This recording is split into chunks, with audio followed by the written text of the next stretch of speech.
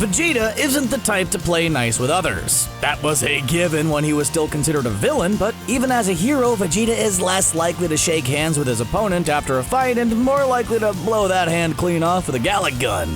Even though he saved Earth a couple of times, Vegeta's still not the nicest person, or Saiyan. But even though this causes him to be just a wee bit terrible at times, it's also resulted in some downright savage moments.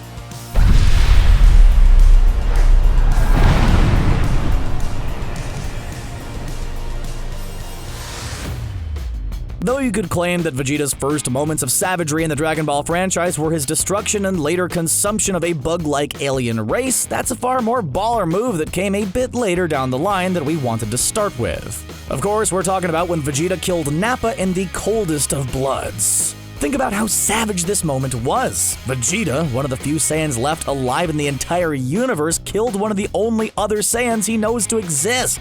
All because he lost to Goku, a low-class Saiyan. Vegeta's reasoning was that the Saiyan race, no matter how dwindled it was, did not need weaklings like Nappa. So, he threw his partner of a few decades into the air and killed him in an instant. It was definitely one of Vegeta's more brutal, evil moments, and while we don't condone his actions, there's no denying how badass of a villain move it was. Especially since he pretended to help Nappa before ending his life like an absolute savage. Good thing Nappa has never canonically been brought back to life, or else he'd have a bone to pick with Vegeta. After Goku's death in the Saiyan Saga, Piccolo took Gohan under his wing to train him for the coming threat of Vegeta and Nappa. While training him, Piccolo found that Gohan turned into a Great Ape under a full moon. Knowing that the coming Saiyans could likely do the same thing, Piccolo destroyed the moon, both to reverse Gohan's transformation and to prevent the Saiyans from transforming later on. Because Piccolo did this, when Vegeta aimed to turn into a Great Ape to defeat Goku, he was left without a source of Blitz waves to transform with. However, this didn't stop the Prince of all Saiyans, and in one of the most baller moves ever, Vegeta just up and made his own artificial moon. By sacrificing a bit of his power, Vegeta was able to create a source of Blitz waves that enabled him to transform into his strongest form at the time. Of course, what came next was just as, if not more, badass. Now that he had a way of transforming, Vegeta could unleash his Great Ape power, which is perhaps the most literal example of a savage moment. Vegeta now had the advantage in his fight against Goku, leading to further savage moments that showed Vegeta pulled 0 punches and enjoyed hurting his opponents. Specifically, when Vegeta grabbed Goku and started crushing him in his hands, we got a sense of just how relentless Vegeta was in his quest to prove that he's the strongest Saiyan, nay, the strongest warrior in the entire universe. Vegeta's actions as a Great Ape, especially how he aimed to crush Goku, are undoubtedly some of the character's most savage moments. Throughout most of the original Dragon Ball series, Goku could always rely on a signature move, the Kamehameha. As such, when Vegeta was introduced as a foil for Goku, he too had a massive beam of energy to call his own, the Galick Gun. The first usage of this signature attack came in the Saiyan Saga when Goku and Vegeta faced off, and when the latter broke out the attack, it was easily one of the character's coolest moments. Well, sort of. You see, Vegeta only unleashed his Galick Gun after getting hit by Goku. The idea of a low-class Saiyan making him bleed infuriating him. In his anger, Vegeta got real petty and decided to break out his ultimate move in order to blow up Goku and the Earth for bruising his pride. So, the reasoning for this badass moment wasn't quite as cool, but the fact that Vegeta planned to blow up the entire Earth just to defeat one person is kinda baller. Maybe even savage. Vegeta's possibly Earth-destroying Galick Gun is easily one of his most savage moments. Again, it was kinda petty, but you can't deny how awesomely over the top of a move it was. Following his humiliating defeat and the nearly fatal injuries that came with it, Vegeta returned to the Frieza Force and recovered in a healing chamber. Due to his Saiyan power of getting stronger after each battle or near-death experience, Vegeta was now more powerful than ever and feeling arrogant enough to turn against Frieza and his army, which is exactly what he did. Vegeta challenged literally every one of Frieza's men that approached him, from Kui to Dodoria and even Zarbon. In fact, Vegeta killed the Ginyu Force members that Goku failed to finish off. Each and every one of these battles was badass in their own right, both because he turned his back on Frieza and because his growing power clearly outranked even some of Frieza's strongest men. Additionally, Vegeta got stronger with every one of these battles, which is why he felt confident enough to take on Frieza, the most savage move he made in the entire Frieza Saga. Of course, Vegeta turned out still not quite strong enough to take on Frieza, but his determination is still worthy of praise. He might not have won against the ruthless Space Emperor, and yeah, he might have died, but Vegeta went head first into battle, an undeniably badass move. Speaking of Vegeta challenging the Frieza Force, his desire to defeat Frieza led him to yet another badass moment in the final act of the Frieza Saga. The moment we're referring to is when Vegeta, desperate to defeat Frieza, asked Krillin to fatally wound him so that he could be healed by Dende and gain a massive Zenkai power boost. While the moment was a last-ditch effort to stop Frieza, the fact that Vegeta was willing to take a massive amount of pain for the sake of getting stronger shows that he's a complete and total badass. In the first few sagas of Dragon Ball Z, the legend of the Super Saiyan was mentioned, but it wasn't until the end of the Frieza Saga that we actually saw Goku transform into the fabled warrior. Following this, Vegeta found his pride more wounded than ever. Not only had he been defeated by a low-class Saiyan, but the very same Saiyan was the first to achieve the legendary Super Saiyan form in over 100 years. That's enough to bruise anyone's ego, and as Vegeta fell more and more behind Goku in power, he was pushed to achieve Super Saiyan himself, a transformation that he showed off in a badass and savage way. Of course, we're talking about how Vegeta showed up to save Goku's butt while he was facing Android 19. Because of Goku's overconfidence and stupidity, he failed to take medication for a heart virus that future Trunks told him would kill him. So, the virus hit him during his fight against Android 19, flooring him and forcing Vegeta to step in. A battle that allowed him to show off his new Super Saiyan form and take back some of the pride that Goku had wounded in one of the character's coolest moments.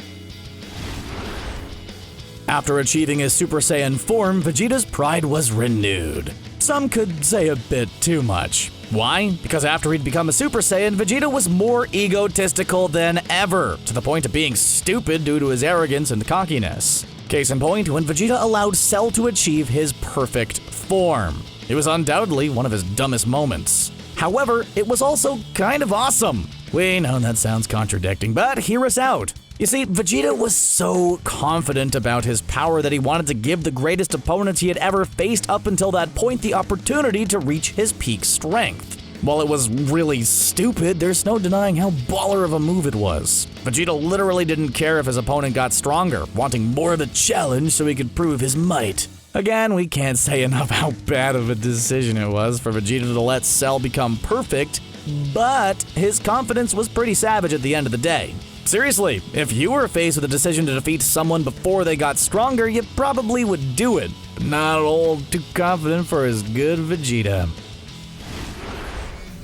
By the time of the Buu Saga, Vegeta was much different from his first appearance. While he still wasn't the most heroic hero, Vegeta was much better, which is why it was so tragic that he fell into his old ways due to Babidi's mind control.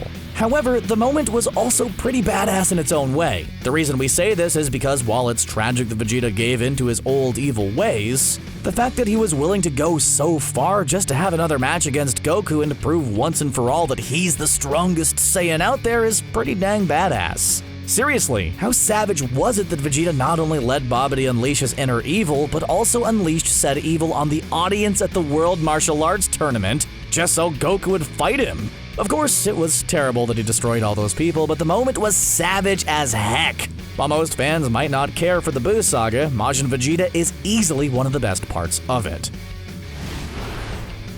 What made Vegeta's Majin transformation truly tragic was, of course, the selfless sacrifice he made after realizing what he had let himself become. Vegeta's infamous final explosion is easily one of the greatest parts of Dragon Ball Z, and it could also be described as one of the most badass moments. While his sacrifice was somber, tragic, and beautiful, there was also a bit of badassery in that moment. After defeating Goku, Vegeta decided to destroy Buu before he could do any damage, charging up all of his energy and releasing it in one epic, savage self-destruction that showed how far he had come as a person. Of course, there was also the touching farewell he gave to his son before he died, which just added to the power and weight of the scene.